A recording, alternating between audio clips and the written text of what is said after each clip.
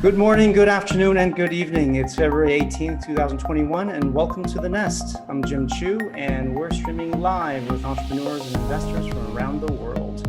For those of you joining us for the first time, our goal here on The Nest is to connect entrepreneurs in frontier markets with angel investors worldwide. We stream live each month, and all episodes are recorded and available on our website, untapped-global.com. This week, we're hosting two exciting medtech startups from Nigeria and South Africa. We'll be pitching to three seasoned investors. We'll hear from them in a minute, but before that, I'd like to welcome our co-host today, Invest Africa. Karen, welcome back to The Nest. Very excited to be working with Invest Africa this year. Thank you, Jim, very much. It gives me great pleasure to welcome everyone to this first joint episode with The Nest. I know you're all really keen to get to the pictures, and the last thing you want is a speech. So I will briefly introduce ourselves. Invest Africa is a leading trade and investment platform for African markets. We're based out of London with our offices in South Africa and Dubai. We represent over 400 investors, entrepreneurs, multinationals, and DFIs across the continent. And over the last 5 years, we've seen a huge growth and appetite for those companies and individuals wanting to invest in African tech. Even the pandemic didn't get in the way of that investment last year. So, Jim, we're really excited about this initiative. We had a dry run last year at our flagship event in London, and it went so well that this is another opportunity for us to work together. And particularly for us, it's important to contribute towards the development of the African entrepreneurial ecosystem. So congratulations to you and your team. This is a fantastic community you've built, and we really look forward to working with you on building up the Africa community of investors and entrepreneurs during 2021. So, I hope this is just the first of many sessions, Karen. It will be, Jim. And so not to stand in the way of the two fantastic entrepreneurs we have with us today and the amazing angels, I will step aside and hand over to you, Jim, to take us through. Thank you very much. Thank you. And I should note that the Nest Untapped will be partnering with Invest Africa to host a series of in-person events in cities around the world, in Dubai, New York, Cape Town, Abidjan, etc. And these events will bring together investors interested in investing in frontier markets. Yes, they will be real life events, but when it's safe to do so, we'll coincide them with the Nest pitch session so that we'll have a true global connection between investors and entrepreneurs. So I'm very excited about those developments. So glad to be working with you and your team, Karen, and look forward to an exciting 2021. If you'd like to learn more about these events and other events we're hosting, please follow us on LinkedIn and on Twitter at Untapped Global, or visit our website, untapped-global.com, where you can find more about the future events and join the Nest Investment Network. It's open to all investors and entrepreneurs interested in frontier markets. So moving on to some announcements on upcoming events. Every Thursday at 8 a.m. Pacific, 4 p.m. GMT, and 7 p.m. East Africa time. Every week that we do not have these type of pitch sessions, we also host conversations about entrepreneurship and investing in frontier markets on Clubhouse, the new audio drop-in network. Next month on this pitch session, we'll be hosting in various cities in Nairobi, Abidjan, and Puerto Rico, in San Juan, Puerto Rico. And we'll be focusing on African cryptocurrency startups. So that should be a really exciting Nest on March 18th. And in April, on March 29th, we'll be hosting South African companies that are looking to go global, especially to US and European markets. And in June, very excited to announce that we'll be partnering with Investisseurs et Partenaires, a French investment group, to host a Francophone Africa Nest in Paris, in line with the Viva Tech conference. So again, please, if you want to find out more about these events, please go to our LinkedIn page, our Twitter page, or our website at untapped-global.com. All right, well, let's move on to the session itself. All right, now over to the angels. Zhao, would you like to introduce yourself first? Yeah, sure. My background is started a company that created Farm Bill, sold it to Zynga. Farm Bill ended up making about 3 billion in revenue, and was the first investor, one of the first investors in a company called Context Logic. It went public as a Wish. It's worth about 18 to 20 billion dollars right now in the public markets. And right now I run a firm called Growth Partners.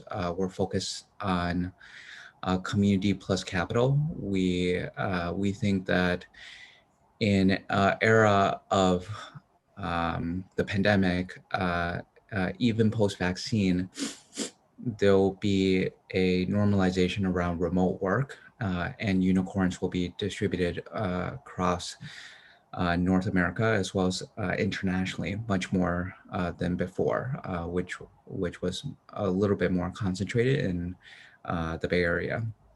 And in that context, we use the internet as an aggregation point. So we run a number of communities, online communities. One focused on growth, which has a lot of the head of growth of all major tech companies. A lot of the major tech companies, called Demand Curve. Second is a community called Theta, which has a lot of tier 1 VCs, including Sequoia, Excel, Greylock, and so forth. And we run a deal marketplace within that for matching. And we partnered with Indie Hackers, which is a exclusive partnership with Indie Hackers. It's the largest pre-MVP community on the internet, which is owned by Stripe right now. So that's the context of my background. Yeah, I'll pass back to you, Jim. No, that's great. And I understand that you're doing more and more in emerging markets, in particular these days, and even in Africa. So how active are you investing in Africa these days? We've done a couple companies in Africa. One of the things that we've seen is the emergence of a global talent pool across Africa, as well as the importation of unicorn models into Africa as well. So, as everyone knows, Africa is one of the fastest growing populations, as well as fastest growing middle class in the world. In general, we've been investing in Africa, and a couple companies, and look forward to meeting more companies. Great. Thanks, Zhao. Glad to have you here. And next time I play Farm Mill, I'll think of you. Over to you, Geeta. Welcome back. Appreciate you taking the time to join us again. Thanks for having me back, Jim. It's always a pleasure to come back. It's a great place to meet interesting companies. I'm one of the two companies I've been stalking for a while, so it's nice to hear a formal pitch from them. My name is Geeta. I'm the CEO and founding partner for Equalitas Capital Partners. I'm active as an angel investor, predominantly in Africa, which is also home for me. I was born in Malawi and I grew up in Zambia and Botswana. Unfortunately, all places I can't get back to right now with the pandemic, but looking forward to seeing sunnier skies again soon. The thing that I was also going to mention is healthcare is a particular area of interest for me. The first fund I worked on in Africa was setting up the first health investment fund for the continent. We did this in 2008 when we raised $105 million to invest in small and medium-sized health businesses. And then followed that up 3 years later with raising $1 billion global health fund focused on increasing access to affordable healthcare in Africa and Asia.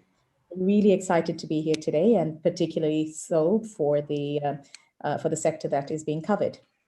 Yeah, great. I know you're a big fan of healthcare, so it's great to have you here. And I think you've been on the Nest a few times now. Have you invested in some of the companies that you've seen on the Nest? Yes, and the last one that I closed was actually just last week. Oh, great. Here, who I met for the first time pitching here on the Nest. And she's also an entrepreneur who is outside of the geographical region I focus on. So this is Sarah Dewanto, who reached to us at the Nest towards the end of last year. She's Indonesian, and her business is an inclusive fintech business in Indonesia called Dewanto, and a lot of us got super excited. So we put a consortium together, and we are super happy. So looking forward to seeing if there are any more interesting transactions where there's a good fit. And don't leave me out of that consortium, by the way. So I'm still interested in coming in. Great, thanks for being here. And over to you, Ian. Thanks for joining us. Thanks, Jim. Good day, everyone. So I'm Ian Lesson, managing partner of a African-based venture capital firm. We are headquartered in Cape Town, South Africa. I agree. Keep going. Yeah, no worries. So the focus of our fund is to invest in what we would deem local African businesses with the potential to scale into international markets. So we've got investments in South Africa, Kenya, and Nigeria. And I think we've got 13 portfolio companies, 3 international exits. But the interesting, I suppose, stat in terms of the ability of African high growth technology companies to scale internationally is in our portfolio, we employ about 200 people. And those 200 people service close to 500,000 customers in over 180 countries across the globe. So it's always, I like to use that stats to kind of counter any argument, can we build local and scale global? Certainly from our perspective, we can. And then great to be here talking about health tech companies in our portfolio. We've got five companies in the sector. Obviously, these are real world businesses solving real world problems. And it's great to see, companies that are not only solving for local needs, but very much where we're overcoming certain local challenges that can apply in both other emerging markets, but as well as other developed markets as well. So it's great to be here and really looking forward to hearing from the entrepreneurs. Great, glad to have you. And as Zhao had mentioned earlier, there are lots of potential of African companies going global. So I'm very happy to see that you guys have some companies in your portfolio that have done that, and looking to see more opportunities like that going forward. I think companies in South Africa certainly have some of the best opportunities to do that. Well, great. Well, over to the presenters now. Vivian, you're here, and Gaza, you're here as well. Welcome. Yes. So are you guys ready to present? Hi, how are y'all doing? Good, good. I am ready. Before we get started, let's go over some quick rules. Each of you will have 5 minutes. That's only 5 minutes to present, and another 15 to 20 minutes for questions and some good discussions, I hope, on a deal. We will cut you off at 5, so please help us respect the time so we can have a good in-depth discussion on the many questions I'm sure the angels will have. All right, well, I think Vivian, you had volunteered to start first, so over to you. Medsaf is the Amazon of pharmaceuticals. We facilitate and finance the movement of medications in Africa.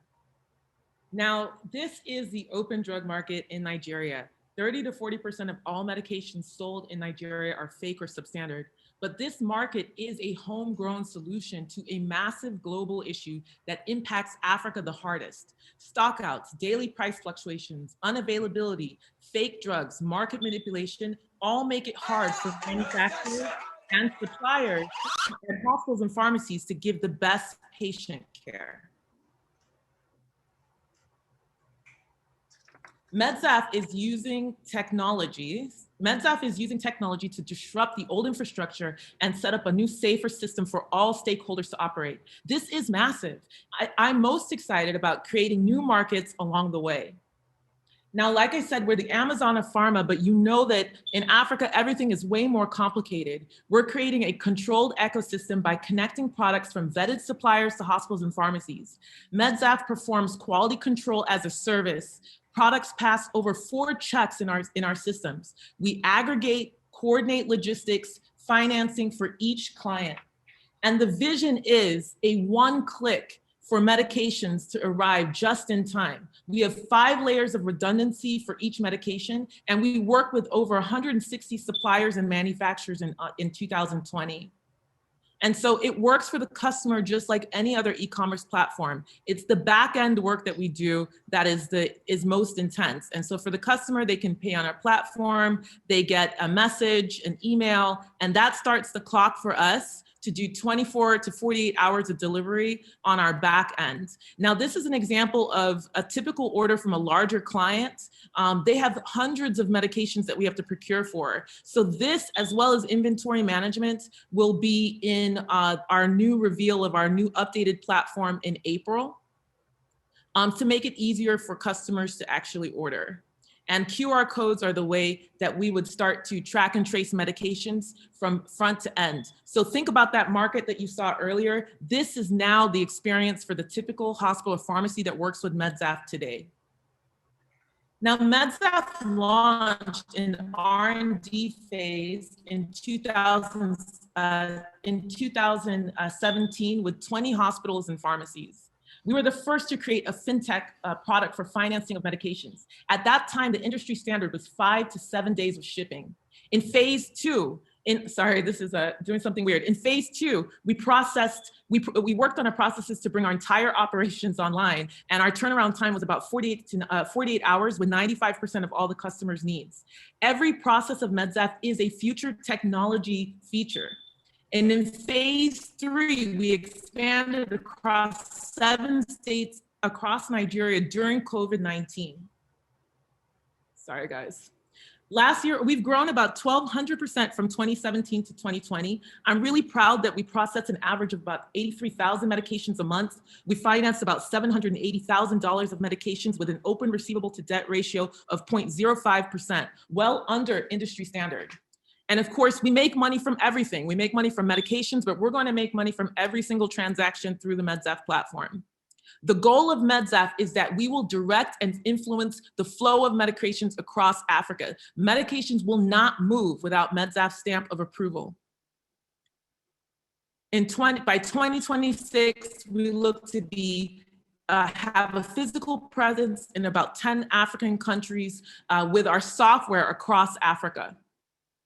Right now is an extremely exciting time for us because we've got major partnership with global pharma insurance companies that on this Monday put us in 15 states across Nigeria and allow us to have a presence in over 1,000 hospitals across Nigeria before the year end. We are currently raising our $1.5 million pre-Series A round. So we're looking for you to get involved right now to be part of our Series A, which we plan to close by the end of this year. We currently have a staff of about 28 team members, including myself and our CTO in Chicago. Most of our staff are pharmacists that work in various functions, and we definitely are using this round to help fill up some of our larger or some of our higher level positions like COO so that we can really be prepared to scale across Africa. So thank you so much for your time. And just remember, I'm an African woman. Take your preconceptions aside and realize that African women have been holding the weight of the world on our shoulders for ages. And that is how I've built Medsaf. And I'm looking for your help now to get to the next level. Thank you very much, Vivian. Appreciate the passion and being right on time. Thank you. All right. Over to the angels. Who'd like to start? I'm really proud of us at 5 minutes. It's a hard thing to do, but you did it. I'm long-winded, so. Ian? I don't mind starting. I mean, yeah, very interesting. Thank you for that. I mean, I guess if you can do a 5-minute pitch, you can do 5-minute delivery, I'm sure. But other than that challenge, I mean, just maybe take us through the regulatory landscape in Nigeria. Obviously, anything, related to medicine would be regulated, and I guess the follow-on question to that, because you mentioned you would like to, scale across the continent. Each jurisdiction is going to have its own nuances and hoops that you have to go through. So perhaps you can take us through that a little bit, please. So I know if you notice, I talked about Medsaf being in R&D phase for the first couple of years. Though that was a time where we had to get a license, we had to get a facility, and go through all of the regulatory challenges or requirements of Nigeria. But by doing that, we've built what we like to call the model organization, the model processes, and the model foundation of how to move medications through these type of complicated systems from point A to point B. So when I say software as a service for hospitals and pharmacies and suppliers, what I mean is that we are changing the whole game and giving and supporting suppliers, vetting suppliers to move medications through our system to our hospitals and pharmacies, which then puts us in a situation where we're not talking about, does Medsaf have regulatory approval in the traditional way. What we're doing is we're supporting the players on ground who already have regulatory approval to work through the Medsaf process, upgrade their quality control, and also help them expand to more clientele using our partnerships.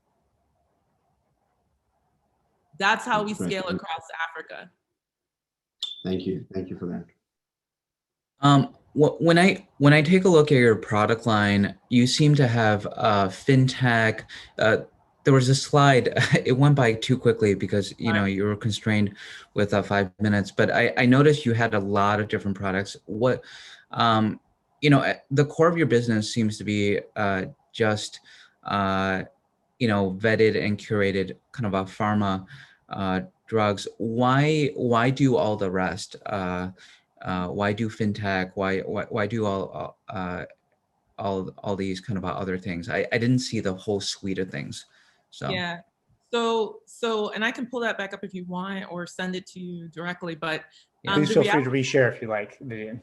Okay. So the reality in Nigeria is that in Africa is that you have to do all of those things. And I'll give you an example. Our first hospital, they paid us upfront 100,000 naira. That's what they could afford. Last month, they did 9 million naira because we've been building fintech products around their pain points since 2017, and they've been able to grow. So by providing access to capital, access to financing, remember the suppliers, the hospitals and pharmacies, they're all small business owners. So they're struggling with the same challenges that the average African business is struggling with. So when you have a platform that's connecting all the stakeholders and providing a way to reduce the friction and allow them to work together well, then you are just accelerating the opportunity for growth and scale and support for all users. And that's how you increase access, affordability, and quality of medications. So yes, we have to provide fintech, we have to have a financing option. And so our vision is to actually allow other fintech providers to plug into our platform, use our data to be able to extend credit on to our hospitals and pharmacies automatically. That's something that we want to do. We want other medications, other healthcare suppliers to be able to use Medsaf information to extend credit or financing for their products. So it's not that we're doing so many different things, it's that we've built this framework or database where this information can be extracted easily to move medication from point A to point B. And I can certainly attest to the need to do a variety of different aspects of the value chain to be successful, and certainly embedded financing and financing in general is such a critical part of any business in Africa and in many other emerging markets. So thank you for that. Gita. Thank you so much, Vivian. Really appreciate that. I have a few questions. And same thing, that went by quite quickly, but I have been keeping my eye on you for a few years. So some of these questions are going back a couple of years. I have a question in terms of, you talk about building across Africa, and right now it looks like your initial focus is Nigeria, and there's a lot of Africa in Nigeria. It's a massive country, a massive population, and a massive need. So it would be good to better understand what your intentionality is around expansion beyond Nigeria and what the timeline on that looks like. Vivian, shall I just give you a few questions and then you can sort of answer what you want, whatever way you want to. Okay, the second thing I wanted to ask you is, when you talk about partnerships, have you had a conversation with, for example, Africa CDC, the kind of organizations which are able to work cross-boundary for you right now? What are the kind of affiliates that you're looking at trying to get in place to help smooth the issues, not just from a regulatory perspective, but also from an adoption perspective?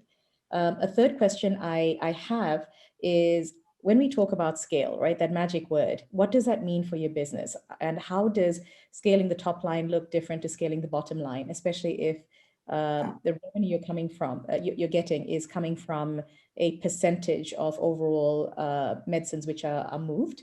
And a final question I have is, the numbers around counterfeiting of medicines on the continent is horrible. And we've had to deal with it in East Africa before, where the numbers are in excess of 30%. So it would be really good to better understand how it is that you're addressing that point when it comes to the physical movement of the medicines that are going through your systems, in terms of the logistics of the delivery and maintaining safety standards around that. Great questions. Thank you. So how do we see expansion? How do we see, well, let me get to that one later. Let's talk about partnerships, because that ties into expansion. So what we were able to realize really quickly was that by focusing on how to make it easier for suppliers to get their medications to hospitals and pharmacies, that we were unlocking an amazing amount of information that was beneficial for other stakeholders. So insurance companies, global pharma, governments, all of these other NGOs, all of these other entities that are basically held hostage because of the movement between supplier to hospital and pharmacy. And so by supporting that and bringing that entire process into the light, what we realize is that large pharma NGOs, they will help us get into their hospitals and pharmacies because they want a solution. They want to be able to have that type of transparency. And so when I said that literally this next Monday, we've got a massive partnership that allows us to get into 15 states, it is because of being able to kind of have access to this type of information. And that is how we are going to scale. And so, yes, we've traditionally done that with private sector because we mostly focus on private sector. We do have government hospitals currently, but we're mostly focused on private sector, and really we're just trying to continue to grow so that we can have the capacity to work with a CDC. So thinking about the manpower, the type of technology that would need to be in place to cover some of these larger projects, we're trying to get there. And so with our strategy, with right now working with corporations that are working in some of the hardest in Nigeria, which is one of the hardest markets in Africa, we know that they will support us as we try to enter into other countries as well. And so that is our expansion plan, is really following the trade lines of medications that flow through Nigeria all the way across West Africa, and then be able to have a solution that can help large corporations, governments, NGOs really create a streamlined and transparent a pharmaceutical supply chain. So we will leverage the support there.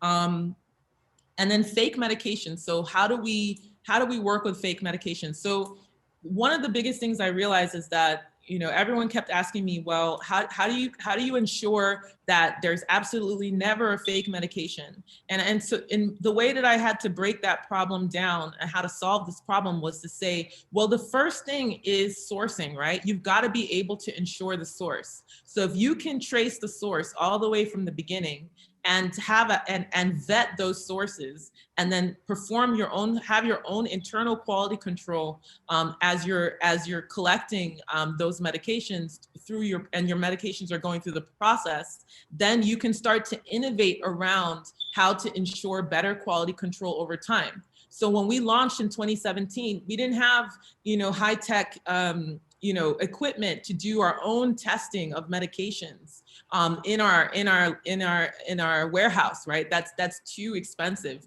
But what we could do was start to shed transparency on sourcing all the way from, the global manufacturers, as well as local manufacturers and the various suppliers that work within these systems. And by doing that, not only do we know where medications are at any given moment in time, but we can trace it back and start to further investigate the quality of medications. So that is how we started. But one of the things I showed you in the video is that, we have a QR code solution that we want to roll out en masse. This is a way to start to ensure that medications are moving from point A to point B without there being any type of adulteration on the medications. And, hopefully the global manufacturers will start to roll out solutions attached to their medications that also make it easier for us to track and trace medications from point A to point B. But we have focused on quality control from the very beginning, and are consistently looking at ways to innovate around improving quality control from all the way from when it gets to Medsaf's warehouse to the point that it gets to the hospital and pharmacy. And then I think that was. Sorry, Vivian, I think you did answer all of them, but I have two more quick questions. One is around, could you tell us a little bit around what your funding journey has been so far, how you financed the business thus far? You've just talked about the pre-series A round that you're raising right now, which you're intending to close by the end of the year. It'd be good to know what you've raised previously. And the other thing is, again, you were super efficient with the presentation, which is great. I didn't see the financials. If you could go back to that, I'd appreciate that. Okay. Yeah, so we launched in 2017. That first round was about 320. We have Lateral Capital on the call here. They were part of that round. So we had probably about 10, 15, or 10 to 12 angels and seed stars and Lateral Capital in that round. We went on in 2018 to get to 1.1, so 1.3 million. So that's how much we've raised so far in convertibles. And we have this upcoming bridge of 1.5. And so that is, what we believe is going to get us to the Series A that can really give us the power to get across Africa. And then let me share the financials. While you're doing that, Ian and Zhao, do you have any other comments or questions? Yeah, well, I mean, if Vivian's going into the financials, it would be good to understand the commercial model. Yeah, so I did brush through that. I apologize. So let me just go there again. Let's see. All right. So basically, historically, we've made a profit margin, and that's how the whole industry works. So basically, a medication comes from the manufacturer, we procure it at one cost and we pass it along at another cost, and the profit margin is our actual revenue. And that's how historically we've been able to make money. The way that we're moving into where we're moving into is not only to continue to make a profit margin on the movement of medications through the Medsaf system, but also to monetize the software solutions that we have spent years, creating the infrastructure for. So from the hospital and pharmacy side, their ordering tool and inventory management, that is something that we will monetize. From the supplier side, their inventory management and inventory management, we will monetize that as well. So that is an example of software as a service as a profit maker for us. We also would know that there is. Can I ask something about that? Why, there's a company in the US called GoodRx, which went public at a 20 billion valuation or so. So you can get quite far with just e-commerce transactions. Why focus on all of these SaaS solutions? And because generally speaking, the go-to-market for a SaaS company is very different than a go-to-market to a e-commerce solution. And so the second question related to that is, what is the go-to-market? Are you focused on sales teams, marketing? What is the composition of your sales? And when you talk about this all-encompassing kind of a platform, you're talking about selling to suppliers and to hospitals and as well as pharmacies. Are you selling everything? Like, are they coming in and you're trying to basically sell both the drugs day to day as well as the tools to basically manage it? So this is basically related to my previous question, which is, why do all of this? Basically, like, it seems like a distraction.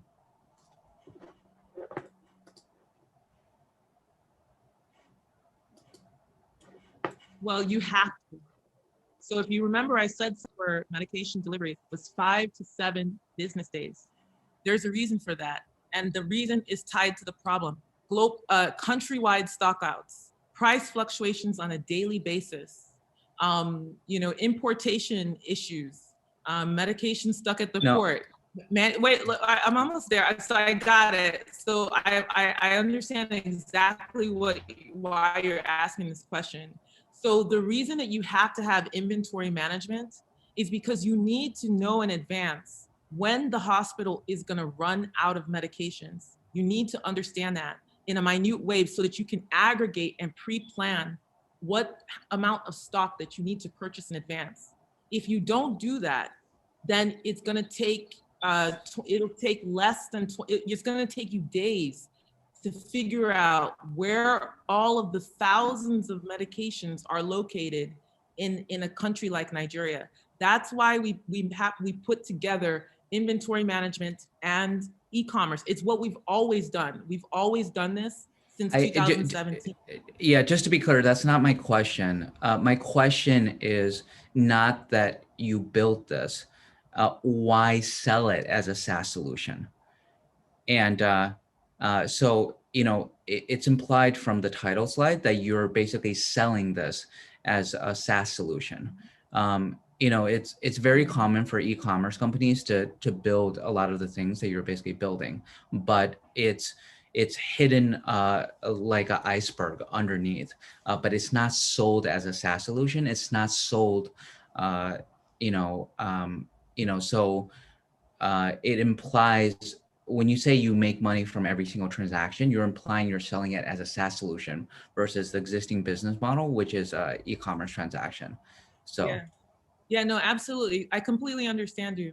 So the reality is that there aren't solutions on the market that cater to the type of chaotic procurement issues that you run into in a Nigerian context. So one of the most powerful things when I went into that open drug market that you saw in the video is that those suppliers were asking me if I had a software solution. So the reality is that people will pay for it because they need it. They need something that is tailored to deal with having to vet 6 or 7 different layers of sourcing for just one SKU that may or may not come from the manufacturer directly. So that is something that they will pay for. Hospitals and pharmacies, they're using paper right now. A lot of our hospitals and pharmacies are literally using pieces of paper to manage their stock. So being able to give them a freemium, service, but then also charge them for it, I think is something that is pretty easy way to improve profit. But I think that the bigger thing is that in a Nigerian or African context, the price of medications are high because of all of the different stakeholders that add profit or wanting to take their take from it, right? And so what we're trying to do is keep and subsidize the medications to keep them low enough to compete with the open drug market. So we know that the profit driver isn't necessarily going to be specifically on the price of medication, but if we monetize a lot of the other solutions that are surrounding the movement of medications, that we can keep medication prices low and still have that movement and still have hospitals and pharmacies signing up to use our platform, because it's all about price. So we're trying to solve for a couple of different market issues. But I completely get what you're saying. It would be so nice if we could just say, buy from the website and, you know, pay us up front. It would have solved every issue I've ever had. So let me just read a couple so of comments from the audience here that are relevant. I think comment from Caitlin, GoodRx was adding one feature into a robust ecosystem. Emerging market health tech looks like this. The question should be how Vivian's going to do all of this profitably. Don't have to answer that right now, but that's one of the questions from the audience. And also a comment from Chris Chidi, Casito Chris Chidi. What is Medsaf's moat? What's your competitive differentiator? Yeah, so again, we've spent the last 4 years basically building up the processes, the database, as well as the purchasing patterns, an understanding, a deep understanding and knowledge of how these markets work and how to, you know, connect and vet with the right suppliers who have medications and know where medications are at any given moment in time. And we're building technology currently around all of those processes to create a really powerful engine that will fuel our e-commerce business, but also make it very lucrative for hospitals and pharmacies to use our software and for suppliers to plug into our software because of the access that they're going to get from how we make it easier for people to work in this industry. So we're far ahead. We're a first mover. We understand very well, and we have been able to really disrupt the industry in many different ways, and just the small. In the small capacity that we've even with our small size so far. So our competitive advantage today is being able to know where any medication is at any given moment in time. And remember, we sell 88,000 unique SKUs on a monthly basis, and that's only with 190 hospitals that we worked with last year, right? So as we're now expanding into 15 additional states, we're adding 1,000+ hospitals, you know, we're gaining the competency to really have a thumbprint on what medications are really flowing through Nigeria in a way that the government doesn't even know. So, you know, we're going to build technology around that and monetize that. And I want to make it clear, it's not that maybe this slide is bad. It's not that we're doing 1,000 different things. Literally, the customer goes online, they fill up their basket, they click accept, and then their medications get to them within 24 to 48 hours. If they want access to inventory management, Vivian, yes. Can I maybe sorry to interrupt. So I think I'm not going to comment whether software as a service is right or wrong, because I think that would. But I think the question more relates to, well, the comments maybe more relates to the fact that, yes, you need these ancillary services, but is that the correct business model? So I think the analogy that, you know, this is sitting underwater and then effectively the delivery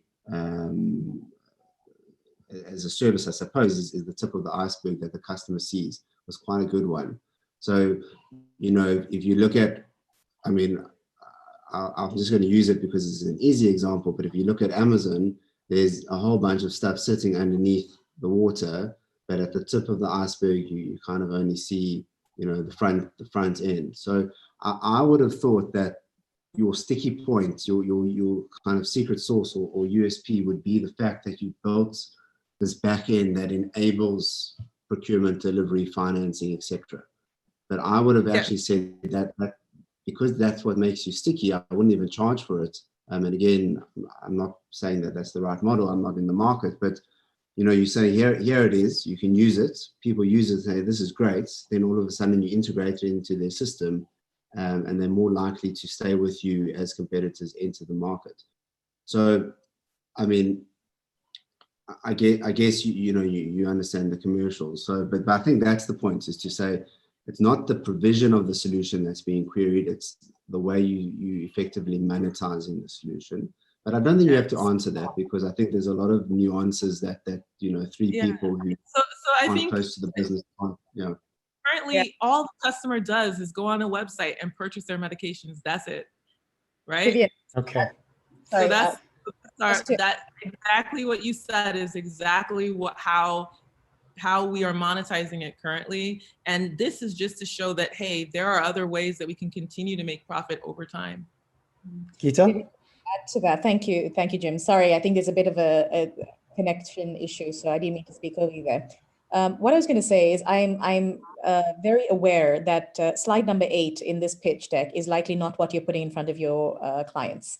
So it's a bit hard, because if we were your clients, you'd be selling us a different approach, right? You'd be telling us, let me show you how easy it is to get your drugs at in a faster way, with financing available, and with some degree of confirmation around the validity of the medicines that you're getting. So the final question that I had for you, Vivian, is, I may have missed the slide, but it'd be really good to see what your revenue numbers have been. In 2017, we were at 70,000. Last year, we were about 906,000. So some of the most important thing that allowed us to increase revenue last year was we were able to bring all of our processes, our database, our customers, 100% online. So that was a huge breakthrough for us, because like I said, you saw the market, right? Everything's on pieces of paper. So a lot of what we've done is, kind of build this really powerful database, and then build the processes around how to figure out what sources to work with, what suppliers to work with at any given moment in time for thousands of different unique SKUs that are coming from global as well as local manufacturers, right? So by being able to take everything and get it online, then we were able to really start to reach higher revenue numbers. And of course, being able to finance about 70% of the purchases through our platform allowed us to also increase our basket size with each customer, even though there was clearly a global depression due to COVID-19. Okay, thank you so much. Vivian, so it's not really a question, but just a statement in terms of Pan-Africa. So it's quite interesting, because obviously, so I'm based in South Africa, so my perspective will be quite different to someone who's obviously based in Nigeria. But in South Africa, the pain point, this is not the pain point that clinics or hospitals or pharmacies are feeling. The pain point is the last mile delivery to the end consumer. So it's just something to kind of bear in mind. Obviously, Africa's a big continent with different challenges, and I do suspect that the challenges that you are solving will apply in other markets. But I guess where it becomes quite interesting, if you said, well, I can provide end to end, and then you can actually disintermediate, and hopefully we can do it, without, with making sure things are done properly, I suppose. But it'll be quite interesting, obviously you don't want to disintermediate a hospital, but from a pharmacy point of view, if you've got a script, and you're able to potentially not only procure from a supplier point of view, but to also do the last mile, then technically you wouldn't necessarily need a pharmacy in the traditional sense, as a layer in between. Anyway, so that, I'm sure you've done some research there, but that just might be often you say, well, how are you disrupting the market here? So Vivian, finding a solution, something like that might be a real disruption to a traditional. So I know you want to respond to that, but we are definitely over time, and I'm very happy to see the interest in this topic and in your company, and so congratulations. I think you even have a potential investor who has contacted you via this forum already. So great pitch. I'd like to pass it on to the investors for a final word. Are you interested? Is this something you want to continue conversation on? Geeta. Vivian, I'd love to have a follow-on conversation after this. Thank you, Geeta. Zhao. Yeah, I'd love to continue the conversation. You replacing the distribution network within Africa is something interesting, and there's a lot of comps within kind of North America for this being kind of a large business. It's you know, one of the things I want to basically kind of dive into a little on our call post this is well, I'll get into it later, but yeah. So yeah. Thank you. Thank you, Zal. And Ian, I think we may have lost Ian, but as you may have seen, we've just launched a poll. Would you invest in Medsaf? And so far, the responses are coming back very interesting. Over 90% so far would put something into Medsaf. So congratulations, Vivian, on a great response from both investors and the audience. And we're happy, we here at Untapped Nest are happy to connect the investors with you as well, Vivian. So congratulations and thank you for a great presentation. It means a lot to do this for entrepreneurs, especially here in Nigeria. So I really appreciate all of you for your time. So thank you so much. Thank you very much for that. All right, well, we were a little bit over time on that one. So thank you again, very happy to hear all the interest in your topic. But before we move on to the next presenter, I wanted to give Arjun from StartPack a quick shout out. Arjun, are you there? Hey, Jim, I am. How are you? Great, wonderful.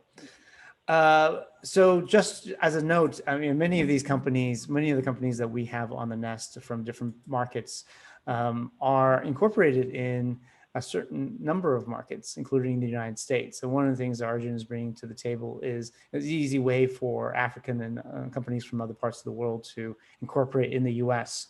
So I wanted to give Arjun a quick 30-second to introduce what he does. And I think many of the companies or entrepreneurs on this session would find it interesting. Go ahead, Arjun. Thanks, Jim.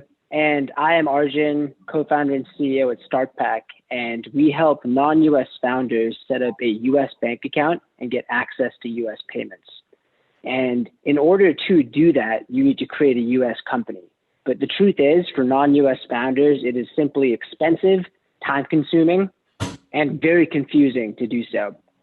So what we do is provide a one-stop shop in terms of infrastructure to not only set up your company, but to handle taxes, your address, your phone number, and get access to banking and payments. As Jim mentioned, we've worked with founders from around the world, Asia, India, Africa. No one in Antarctica yet, though, still looking for a founder from there. And if anyone has questions about setting up a US company or US-based bank account, do not hesitate to reach out. I'm happy to just chat and provide any information that I can. Great. Thank you very much, Arjun. I think your information is in the chat box. So over to the next presenter, Garikai, welcome. Thank you so much. So my name is Garikai Govati. I'm the co-founder and CEO of Epione.net. I'm going to start by telling you a little bit about our team. We are a healthcare company using technology to solve healthcare challenges in Africa. My co-founders and I share the same passion for an African healthcare revolution. Robbie, who's our CSO and a Yale University-trained epidemiologist and clinical backstop, was most recently at Dauberg, where she led healthcare efforts across Asia and Africa. Farai, who's our CTO and a tech fanatic, was most recently at Netcare, the largest healthcare system in Africa, where he led efforts in tech solutions implementation across the group. Jess, who's our COO and business analyst backstop, was most recently a chief of staff to the Discovery Health CEO, which is the largest health insurer in Africa. We are backed by a formidable team of full stack developers and marketing professionals. We all, in one way, shape, or form, have experienced the healthcare challenges we are solving for. The only difference is that we've experienced it in different languages. The challenges that we've seen and experienced so far include the lack of a platform that connects all healthcare stakeholders, lack of visibility and ownership of patient data, excessive paperwork, diagnostic and prescription errors, inefficient allocation of resources, and finally, we have a lack of a holistic view of both the public and the private health sectors in our countries. Just to sum it out, As a team, we're actually tackling this fragmentation, the resulting of which is a siloed approach to healthcare administration. The challenge we are targeting is that of an absence of an end-to-end healthcare platform that connects all stakeholders of the healthcare system, enables collaborative and coordinated patient care, provides all of these with the one true source of patient information, and finally, a platform that is agile enough to operate across the African continent. So Epione.net is a mobile and web-based platform that is promoting a patient-centric, end-to-end collaborative approach to healthcare. We are connecting patients to the payers of healthcare, the providers, the producers, and their intermediaries under one global platform. This is a schematic representation of what we have built and what we are actually adding to our platform as well. The benefits of Epione.net to the users are far and wide across the public and the private healthcare systems. For a patient, for example, a patient can create a safe and secure free profile, allowing them to fully own and know their healthcare. A payer or medical insurance, they can have a full view of a beneficiary's health status despite their health-seeking behavior. A provider can increase their earnings by optimizing resource allocation via theater bookings or consultations.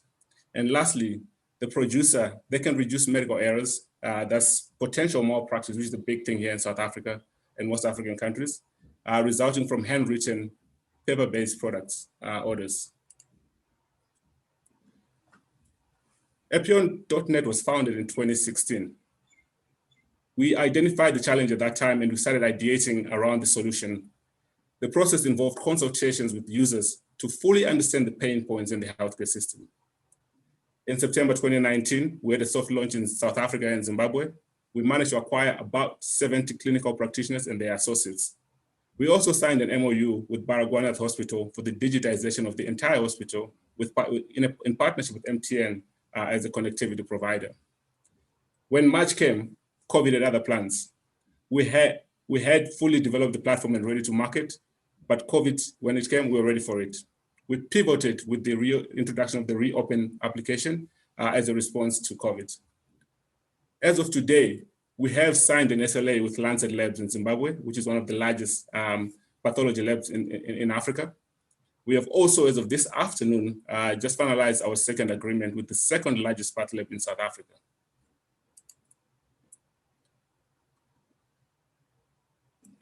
So despite the COVID challenges, the COVID obstacles that came with it, we have seen a lot of significant traction in our platform. Since April 2020, we signed about 5,000 patient type users. Our providers or doctors who are on our platform have serviced about 180,000 patients or people to date. We are in partnership with 3 hospitals. Our work has been recognized by the business community, the media, as well as the international development agencies. For example, we won an award in Zimbabwe from the UNDP as the best COVID response platform in that country. Our current partnerships and use cases include the digitization of Baragwanath Hospital, which is the largest hospital in the Southern Hemisphere.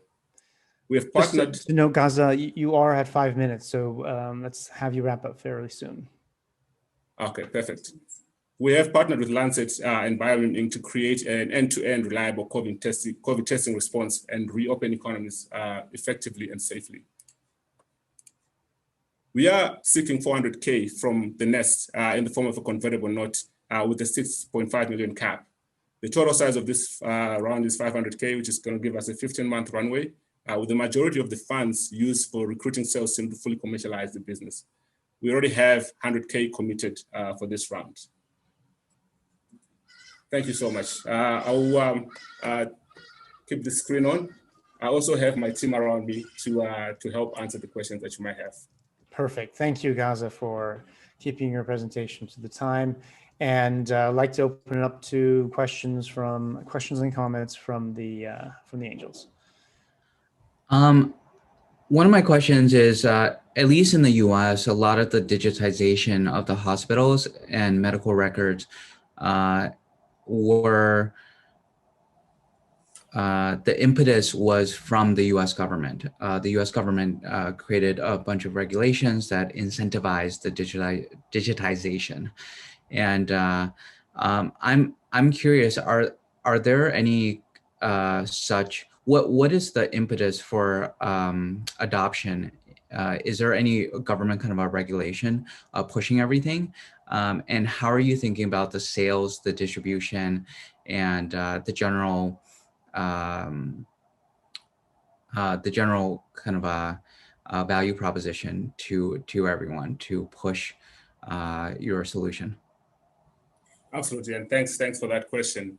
There are a few regulatory changes in a lot of countries across Africa. If you look at South Africa, for example, one of the biggest changes that's happening here is the whole introduction of the national health insurance. This will require the connecting of the two different health systems, the public and the private, because currently, if you look at it, there really hasn't been much connection or really interaction between the two. So one of the biggest drives by the government is to bring that and promote connectivity between the two systems. From a market entry and market strategy, we invite one of my colleagues to answer. I'm sure you can't see me, but you can probably hear me. So just very quickly to respond to how we intend to acquire customers across the value chain. As Gaza presented, we're actually targeting all actors. And so naturally, there are three things that we are looking at. Number one, we want to create a network effect. Number two, we want to target the actors with the biggest pull effect. And then number three, we want to create a critical mass that then actually acts as a strong value proposition for the other actors. So what do I mean by these things? Let me start with the network effect. Because we are connecting different actors, the true value of the platform is actually realized when you've got different actors participating. And so it makes sense for us to target geographies that then can allow us to build that network effect. What do I mean by the biggest pull effect? If you look broadly on on the continent, you either have markets that are heavily driven by payers, and this could be government or insurance. You also have markets that have a mix of being heavily driven by payers, but also a very strong bottom-up approach, which is essentially anchored on the patient and the primary care actor. And then you've got, of course, the extreme, which is really bottom-up. And so what we've said is look at each market and identify where they sit on the spectrum and then target those actors. So for example, if a market is heavily driven by payers, it makes sense to deal with government, to deal with insurers, build partnerships, and through those, pull in the doctors and then pull in the patients. If a market is heavily bottom up, it makes sense to build a critical mass at the patient and GP level and use that to pull all the other actors. And I think with that, I've sort of covered the third point, which is essentially how do you then market to these individual actors?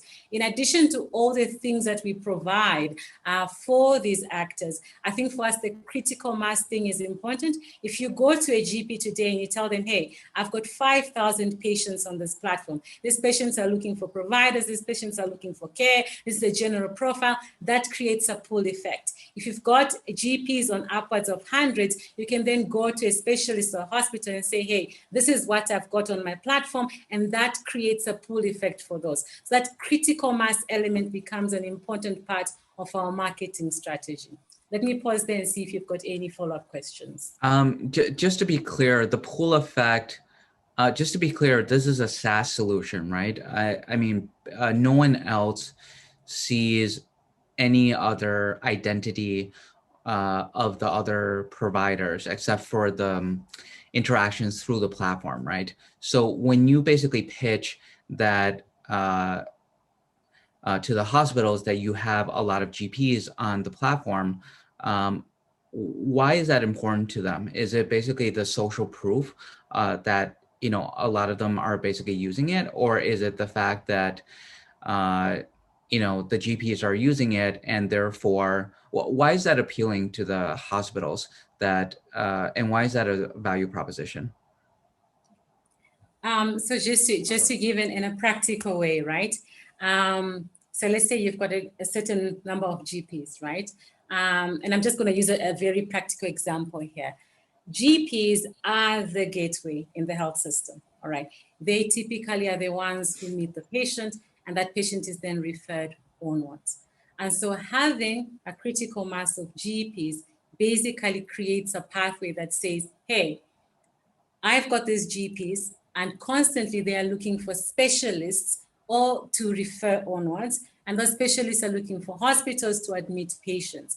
So it goes back to the actually understanding that patient journey, understanding how the patients flow through the system, and not so much seeing what's happening at that level, but it's actually just knowing that, hey, if I link to this, then I've got access to this pool of patients, or I've got access to this pool of referrals, or I've got access to this pool of theater bookings, et cetera, et cetera. So that's essentially what I mean when I talk about the critical mass and the pool effect.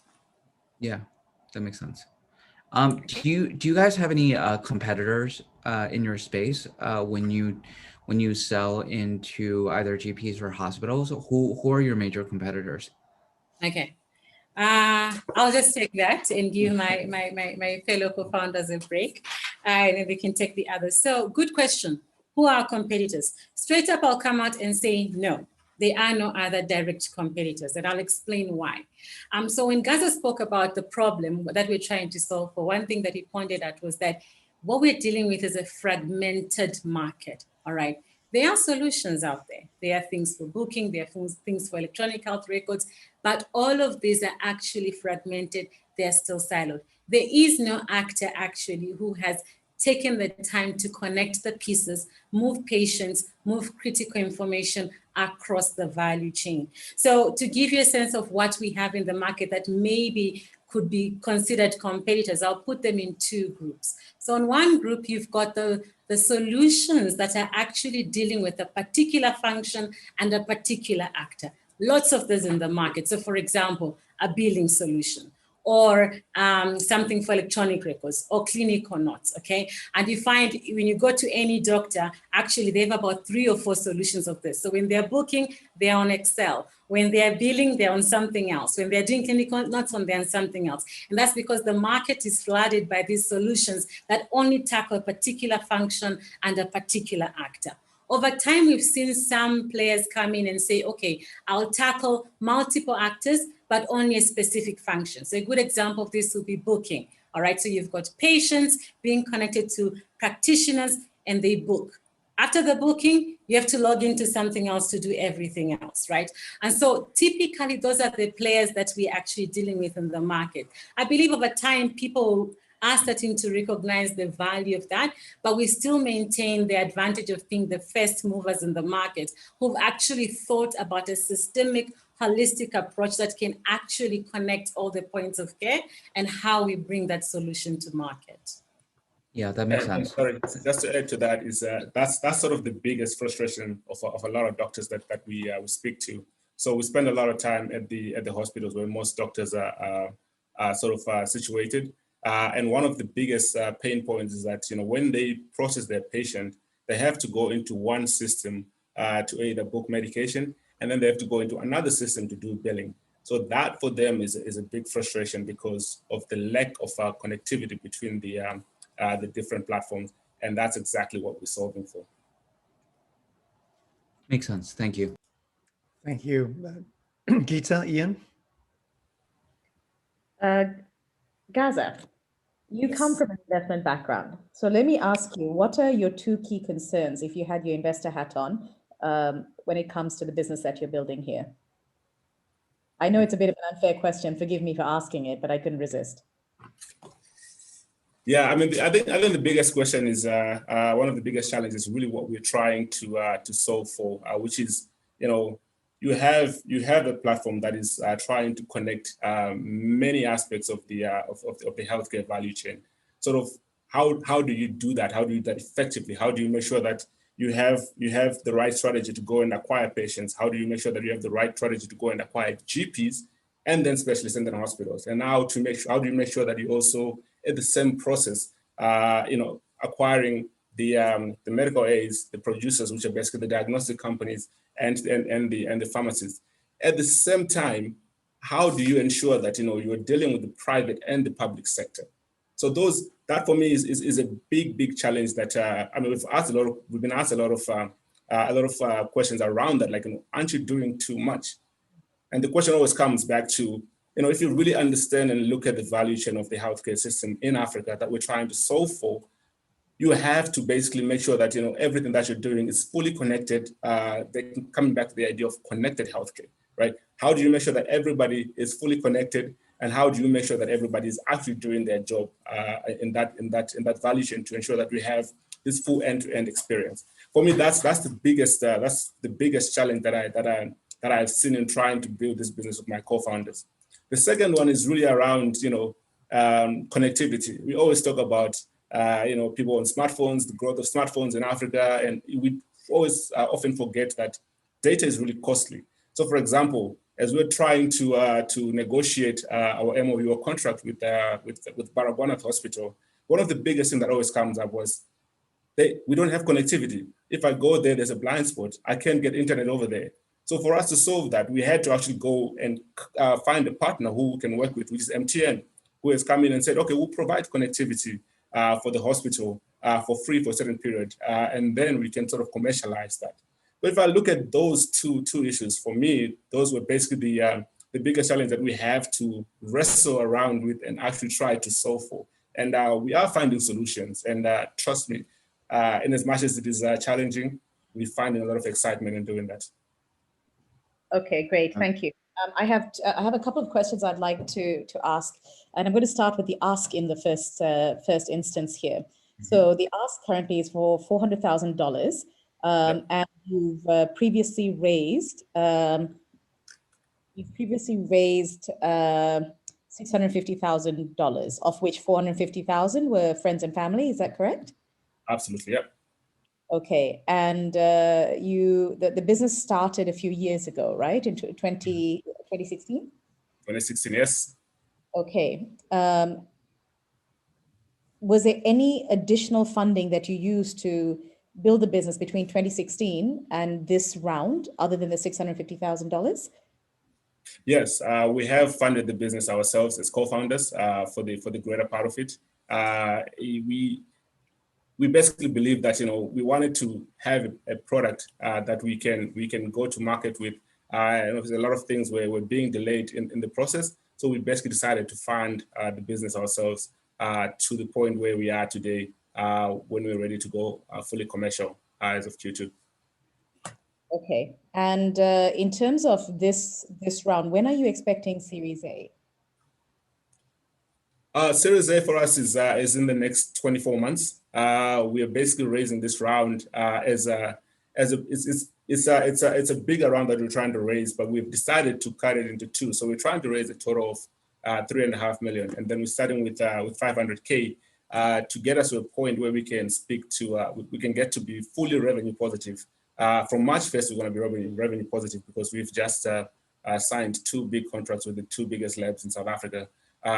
And then from there, we're going to get to a point in the next, I would assume in the next 6 to 9 months at a point whereby we can raise the rest of the amount that we need for full commercialization and also reaching the other Southern African countries that we need to get to. So in the next 24 months, we anticipate to be getting into Series A round.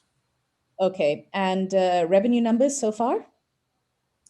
So far, it's 0 revenue at the moment, but as of end of March this year, we're going to be hitting something like $30,000 per month. By the end of this year, we should be getting to about $800,000. The contracts we have signed, if you look at the numbers, they're likely going to be more than $800,000 because we didn't anticipate to be signing these 2 big labs in such a short space of time, but it happened, and what we had anticipated to get by the end of the year was $800K. But if you look at the projections, we are actually over $1 million by the end of this year, over $1 million by the end of this year. Okay, thank you. And congratulations. It sounds like there's some very interesting contracts which are coming through. Perhaps this is a conversation to have after this, but I am very curious to better understand the jump in valuation between the last round valuation and the current round valuation. But I think there's probably a lot of discussion to be had around that. Just again, I would just really like to understand the rationale for the increase in valuation from 2.27 million pre-money previously to 6.5 million currently. The final thing I was just going to comment on in terms of your soft asks, Africa CDC for the most part is pretty accessible. And if life returns to normal by spring of next year, normally what happens is there is the WHA, which is held in Geneva, the World Health Assembly for the World Health Organization. I am shocked by how few private sector actors actually show up there. You will be able to sit in the Intercontinental lobby and actually meet half of our health ministers from across the continent, and that's the place to be. So if the world is back to normal and the WHA is in person, I really recommend that you add it to your list of travel plans. Absolutely, and thank you so much for the feedback. Thanks for that suggestion, Geeta. Ian, any thoughts from you? Yeah, so thank you for that, Gaza and team. To be honest, I am struggling a little bit with how you are commercial, or how you plan to commercialize the business. Because on the one side, we're talking about labs, the other side, we're talking about government hospitals, then we're talking about aggregating demand for GPs and aggregating demand for specialists. So how exactly is it that you, well, I mean, maybe take us through the revenue numbers that you shared with us. Where is this revenue actually coming from? Okay, so I want to project the revenue model right now. Sorry, so that you can see where how we're thinking about it.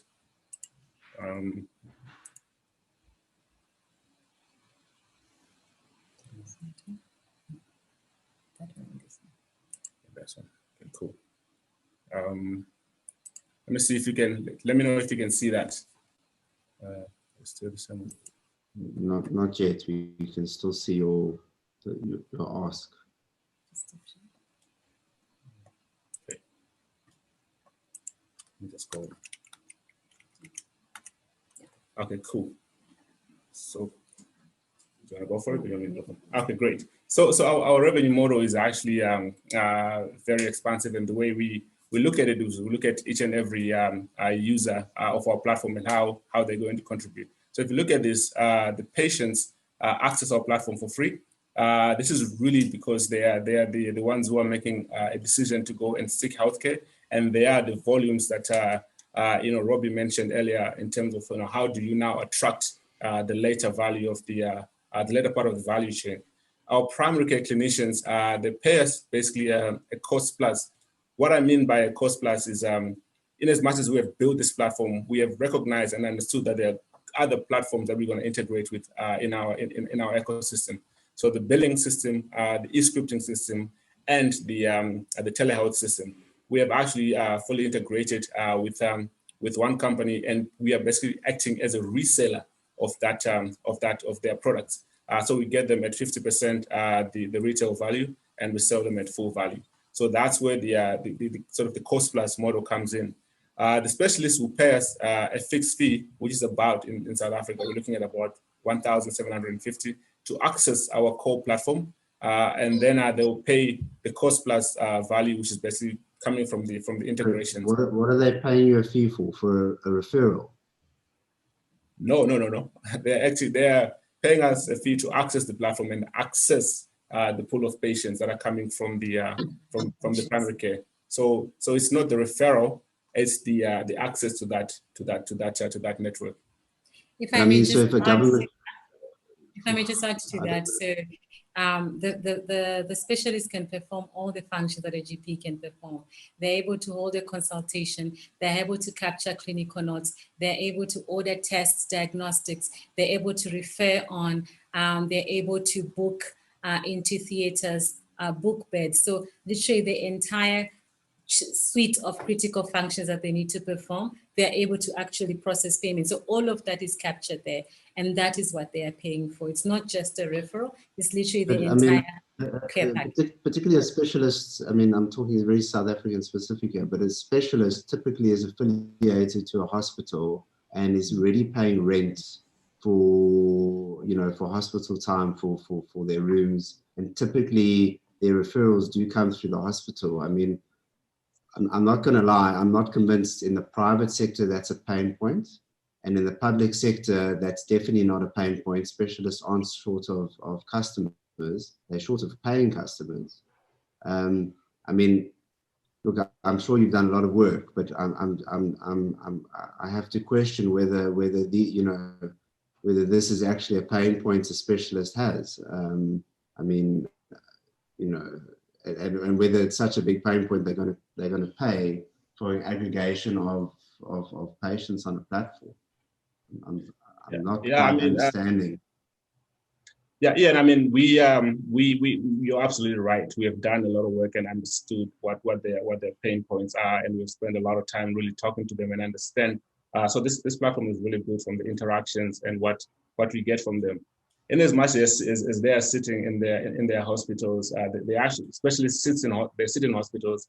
I mean, we can debate whether they pay rent or not, but they sit in the hospitals to basically be able to be close to the hospital so they can get access to theaters, access to beds.